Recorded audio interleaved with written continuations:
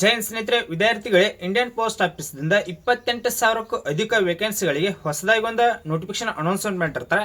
ಇದಕ್ಕೆ ಪುರುಷರು ಇದಕ್ಕೆ ಅರ್ಜಿಯನ್ನು ಸಲ್ಲಿಸಬಹುದು. ಇದ್ರ ಜೊತೆಗೆ ಮಹಿಳಾ ಅಭ್ಯರ್ಥಿಗಳು ಕೂಡ ಇದಕ್ಕೆ ಅರ್ಜಿಯನ್ನು ಸಲ್ಲಿಸಬಹುದು. ಮತ್ತು ಕೆಲವೊಂದು ವಿದ್ಯಾರ್ಥಿಗಳು ಏನು ಕೇಳ್ತಿದ್ದಾರೆ, ಸರ್ ಕಟ್ಟಪ್ ಬಗ್ಗೆ ವಿಡಿಯೋ ಮಾಡಿ ತಿಳಿಸ್ರಿ, ಮತ್ತು ನಾವು ಯಾವ ಡಿವಿಷನ್ಗೆ ಅಪ್ಲಿಕೇಶನ್ ಹಾಕ್ಬೋದು, ಹಾಕಿರೋ ಚಲೋ ಮತ್ತು ಒಳ್ಳೆಯದು, ಮತ್ತು ಇದ್ರ ಜೊತೆಗೆ ಇಷ್ಟು ಪರ್ಸೆಂಟೇಜ್ ಆಗೈತಿ ಅಂತ ಅನ್ನತ್ತಿದ್ರಿ. ಅದಕ್ಕಾಗಿ ಅದನ್ನು ನಾಳೆ ವಿಡಿಯೋ ಮಾಡ್ತೀನಿ. ನೀವು ಯಾವ ಡಿವಿಷನ್ಗೆ ಎಷ್ಟು ಪರ್ಸೆಂಟೇಜ್ ಆಗಿತ್ತು ಅಂದ್ರೆ ಯಾವ ಡಿವಿಷನ್ಗೆ ಹಾಕಿದ್ರೆ ಒಳ್ಳೆಯದು ಎಂಬುದನ್ನು ನಾಳೆ ತಿಳಿಸ್ಕೊಡ್ತೀನಿ, ನೀವು ಯಾವ ಡಿವಿಷನ್ಗೆ ಹಾಕಬೇಕು ಅಂತ. ಮತ್ತು ಈ ವಿಡಿಯೋದಾಗ ಓನ್ಲಿ ಜಾಬ್ ಪ್ರೊಫೈಲ್ ಅಂದರೆ ಇದಕ್ಕೆ ಅಪ್ಲಿಕೇಶನ್ ಯಾರೇ ಒಬ್ಬರಿಗೆ ಅದಾಗ ಗೊತ್ತಿಲ್ಲ, ಯಾರೆಲ್ಲ ಇದಕ್ಕೆ ಅಪ್ಲಿಕೇಶನ್ ಹಾಕ್ಬೋದು. ಮತ್ತು ವಯೋಮಿತಿ ಇದಕ್ಕೆ ನೋಡ್ರಿ, ಒಳ್ಳೆಯದ ಕ್ವಾಲಿಫಿಕೇಶನ್ ಯಾವ ರೀತಿಯಾಗಿದ್ದಿರ್ತೈತಿ, ಮತ್ತು ಸೆಲೆಕ್ಷನ್ ಪ್ರೊಸೆಸ್ ಯಾವ ರೀತಿಯಾಗಿರ್ತೈತಿ, ಇದ್ರ ಜೊತೆಗೆ ವಯೋಮಿತಿ ಯಾವ ರೀತಿಯಾಗಿದ್ದಿರ್ತೈತಿ, ಪೋಸ್ಟ್ಗಳು A to Z ಇನ್ಫಾರ್ಮೇಷನ್ ಈ ವಿಡಿಯೋದಾಗ ಒಟ್ಟು ಕವರ್ ಮಾಡಿಬಿಡ್ತಾನೆ. ಅದಕ್ಕಾಗಿ ಇನ್ನೊಂದು ಏನಪ್ಪ ಅಂತಂದ್ರೆ, ಚಾನಲ್ ಹೊಸದಾಗಿ ನೋಡುವಂಥ ಎಲ್ಲ ವಿದ್ಯಾರ್ಥಿಗಳು ಚಾನಲ್ ಸಬ್ಸ್ಕ್ರೈಬ್ ಮಾಡ್ಕೋರಿ. ಯಾಕಂದ್ರೆ ನಾ ಪ್ರತಿಯೊಂದು ವಿಡಿಯೋದಾಗ ಹೇಳ್ತೀನಿ, ಆಲ್ಮೋಸ್ಟ್ ಡೈಲಿ ಗೌರ್ಮೆಂಟ್ ಜಾಬ್ಸ್ ಹೋಗಿ ಆತು ಸಿಗ್ತಿರ್ತೈತಿ. ಮತ್ತು ಕಟಪ್ ಬಗ್ಗೆ ಕೇಳ್ತಿದ್ರಲ್ಲ, ಅದು ನಾಳೆ ವಿಡಿಯೋ ಮಾಡಿ ತಿಳಿಸ್ತಾನೆ. ಕಟಪ್ ಯಾವ ಡಿವಿಷನ್ಗೆ ಅಪ್ಲಿಕೇಶನ್ ಹಾಕ್ಬೇಕು ಅದು ನಾಳೆ ವಿಡಿಯೋ ಬರ್ತೈತಿ. ಅಲ್ಲ ಲಿಸ್ಟ್ ರೆಡಿ ಮಾಡಿಟ್ಟನು, ಯಾವ ಡಿವಿಷನ್ ಕಡಿಮೆ ಕಟಪ್ ನಿಂದಿರ್ತೈತಿ ಎಂಬುದನ್ನು ಅದನ್ನು ನಾಳೆ ವಿಡಿಯೋ ಮಾಡಿ ತಿಳಿಸ್ತಾನೆ. ಇಲ್ಲಿ ನೋಡ್ರಿ, 28ನೇ ತಾರೀಕು ಯಾವಾಗಂದ್ರೆ ಜನವರಿ 28ನೇ ತಾರೀಕು ನೋಟಿಫಿಕೇಶನ್ ಬಿಟ್ಟಿರ್ತಾರೆ. ಹಾಗಂದ್ರೆ ಜನವರಿ 28ನೇ ತಾರೀಕು ನೋಟಿಫಿಕೇಶನ್ ಆಗಿರ್ತೈತಿ. ಮತ್ತು ರಿಜಿಸ್ಟರ್ 31ನೇ ತಾರೀಕಿಂದ ನೀವು ರಿಜಿಸ್ಟರ್ ಮಾಡ್ಕೋಬಹುದು, ಯಾವ್ದು ಇಂಡಿಯನ್ ಪೋಸ್ಟ್ ಆಫೀಸ್. ಮತ್ತು ಇದ್ರ ಜೊತೆಗೆ ನೀವು ಇನ್ನೊಂದು ನೋಡ್ರಿ, ನೀವು ಅಲ್ಲಿ ಹೋಗಿ ಆನ್ಲೈನ್ ಸೆಂಟರ್ಗೆ ಹೋಗಿ ಅಪ್ಲಿಕೇಶನ್ ಹಾಕೋಕ್ಕಿಂತ ನಾವು ಇಲ್ಲೇ ನಾಳೆ ನಾಡಿದ್ರೆ ವಿಡಿಯೋ ಮಾಡಿ ತಿಳಿಸ್ತೀನಿ ನಿಮಗೆ.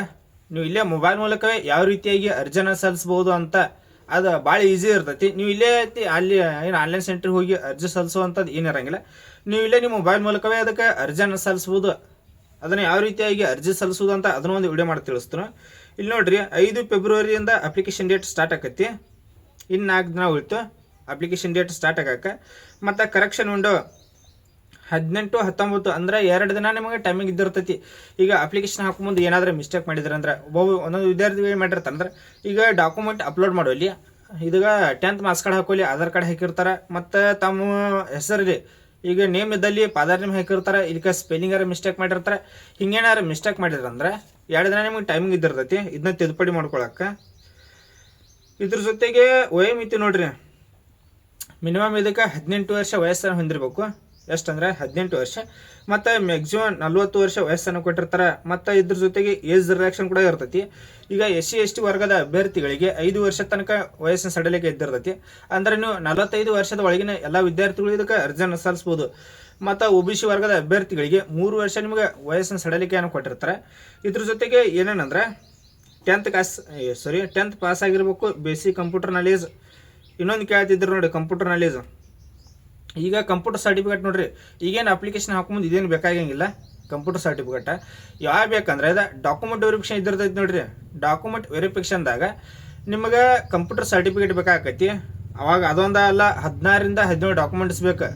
ನೀವು ಯಾವುದಕ್ಕಂದ್ರೆ ಏನೀಗ ಡಾಕ್ಯುಮೆಂಟ್ ವೆರಿಫಿಕೇಶನ್ ಹೋಗಿರ್ತಾರಲ್ಲ, ಅವಾಗ 16ರಿಂದ 17 ಡಾಕ್ಯುಮೆಂಟ್ಸ್ ಬೇಕು. ಅದನ್ನು ವಿಡಿಯೋ ಮಾಡ್ತಾನೆ, ಯಾವ ಡಾಕ್ಯುಮೆಂಟ್ಸ್ಗಳನ್ನ ನೀವು ರೆಡಿ ಮಾಡ್ಕೋಬೇಕು ಅಂತ. ಸ್ವಲ್ಪ ಲೇಟ್ ಆಗೈತೆ, ಅದನ್ನು ವಿಡಿಯೋ ಮಾಡಿ ತಿಳಿಸ್ತಾನೆ. ಇದ್ರ ಜೊತೆಗೆ ನಾಲೆಜ್ ಆಫ್ ಸೈಕ್ಲಿಂಗ್ ಅಂದರೆ ನಿಮ್ಗೆ ಸೈಕಲ್ ಬರಬೇಕಂತ ಕೊಟ್ಟಿರ್ತಾರೆ.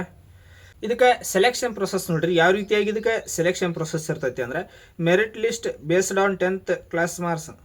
ಅಂದ್ರೆ ಈಗ 10th ಯಾವ ರೀತಿಯಾಗಿ ನಿಮ್ಮ ಪರ್ಸೆಂಟೇಜ್ ಆಗಿರ್ತೈತಿ ಅದರ ಆಧಾರದ ಮೇಲೆ ನಿಮ್ಗೆ ನೇರ ನೇಮಕಾತಿ ಇರ್ತೈತಿ.